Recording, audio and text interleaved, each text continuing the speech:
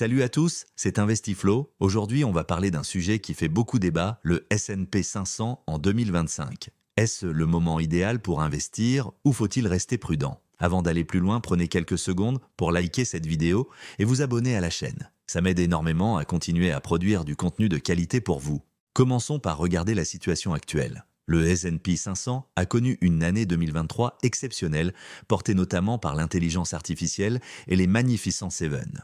Mais qu'en sera-t-il pour 2025? Plusieurs facteurs clés vont influencer le marché. Tout d'abord, la politique monétaire de la Fed. Les taux d'intérêt devraient commencer à baisser en 2024, ce qui pourrait créer un environnement favorable pour les actions. Les analystes prévoient entre 3 et 4 baisses de taux en 2024, avec un effet qui se prolongera sur 2025. Deuxième point crucial, l'innovation technologique. L'IA continue sa progression fulgurante et de nombreuses entreprises investissent massivement dans cette technologie.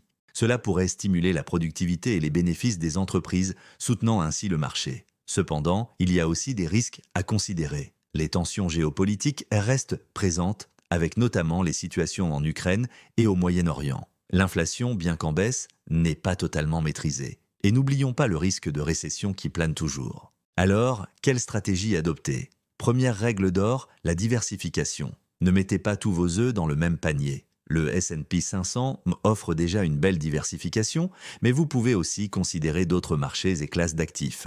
L'investissement régulier reste une excellente approche. Au lieu d'essayer de timer le marché, privilégiez des versements mensuels réguliers. Cette stratégie, appelée Dollar Cost Averaging, vous permet de lisser votre prix d'entrée et de réduire le risque.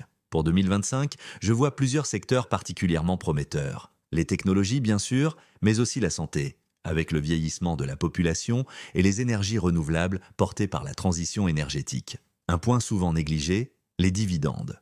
De nombreuses entreprises du S&P 500 versent des dividendes réguliers, ce qui peut constituer une source de revenus stable, particulièrement appréciable en période d'incertitude. N'oubliez pas que le S&P 500 a historiquement toujours progressé sur le long terme, malgré les crises et les corrections. Sur des périodes de 10 ans ou plus, l'indice a presque toujours délivré des rendements positifs.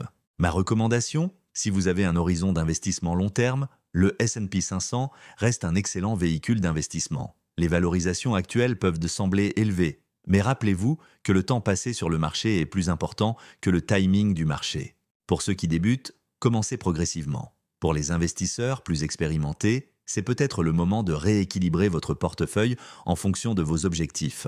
Avant de conclure, rappelons que chaque situation est unique. Ces conseils sont généraux et ne remplacent pas un conseil personnalisé. Consultez un professionnel pour des recommandations adaptées à votre situation. Si cette analyse vous a plu, n'oubliez pas de liker la vidéo et de vous abonner à la chaîne InvestiFlow. Activez la cloche pour ne manquer aucune de nos analyses sur les marchés financiers. On se retrouve très bientôt pour une nouvelle vidéo. Prenez soin de vous et de vos investissements.